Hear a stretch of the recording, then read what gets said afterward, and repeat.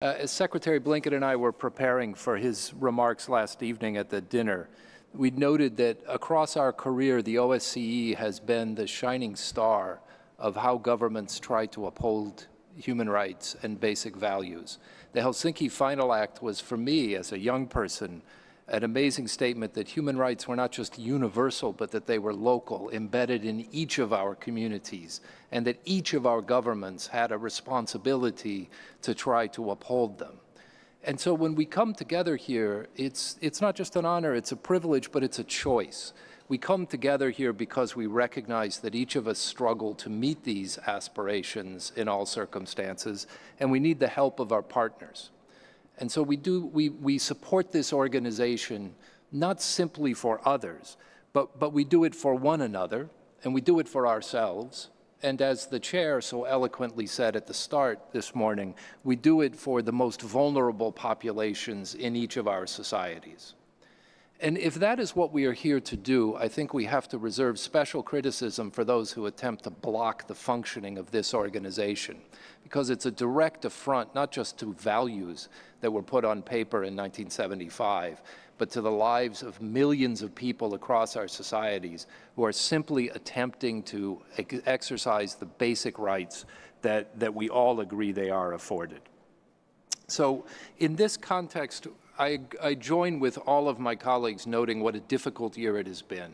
Russia's further invasion of Ukraine is a complete affront to civilized standards, to international law, and to the principles on which this organization is based.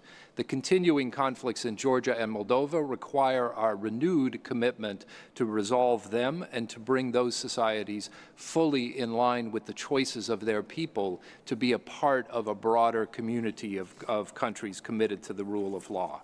Yet Russia continues to block the operations, denying the ability to hold the basic conferences around which this organization has long functioned, and is detaining personnel of the organization in complete violation of their rights and the principles of this organization. Yet, for all that, we see the OSCE throughout 2023 deliver exceptional work. The field operations, the reports of the special rapporteurs, the functioning of ODIHR, the use of the Moscow mechanism, properly named in this context, to call attention to human rights violations committed in Ukraine.